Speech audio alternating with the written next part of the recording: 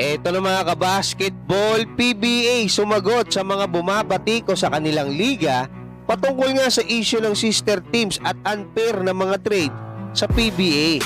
At Steph Curry pumalag sa naging komento sa kanya ni Michael Jordan sa naging press conference kahapon ng pamunuan ng PBA. Bago magsimula ang Governors Cup ngayong August 18, ay sinagot na nga ni PBA Chairman Ricky Vargas ang issue patungkol nga sa sinasabing hindi patas ng mga trade ng mga PBA teams, na isa sa mga sinasabing naging sanhi ng hindi pagkakapantay-pantay ng lakas ng bawat kupunan diyan sa PBA.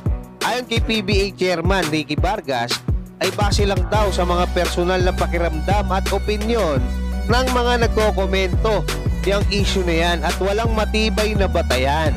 Hindi lang naman daw PBA ang mayroong ganitong issue, kundi pati yung UAAP. Pero ang malaking tanong daw kasi dyan ay kung sino ba yung mga kumukwestiyon ng mga trade sa PBA. Mga eksperto daw ba o hindi? May-ari ba ng PBA team o hindi? Sino daw ba yung mas nakakaalam?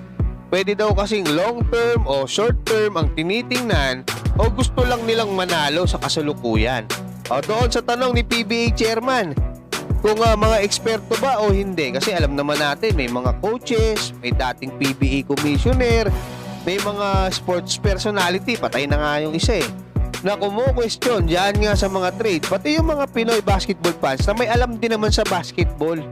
Ayon naman kay PBA Vice Chairman Al Francis Chua, kasi sinagot niya yung issue patungkol nga sa mga sister teams ng SMB Group at ng SMC Group sa PBA. Ayon sa kanya, kung aalisin daw yung mga sister teams ng Ginebra, SMB, Magnolia, ng SMC Group, TNT, Meralco at NLEX ng MVP Group, ay baka 4 o 5 team na lang ang matira sa PBA.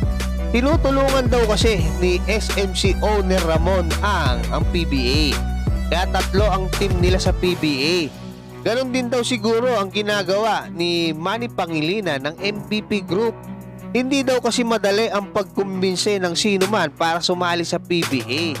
Kaya hindi sila madagdagan ng kupunan. So kayo mga kabasketball, ano masasabi niyo dyan?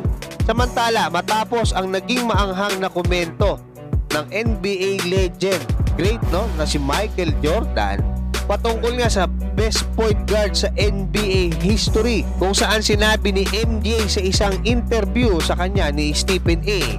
na si Magic Johnson ang best point guard of all time para sa kanya.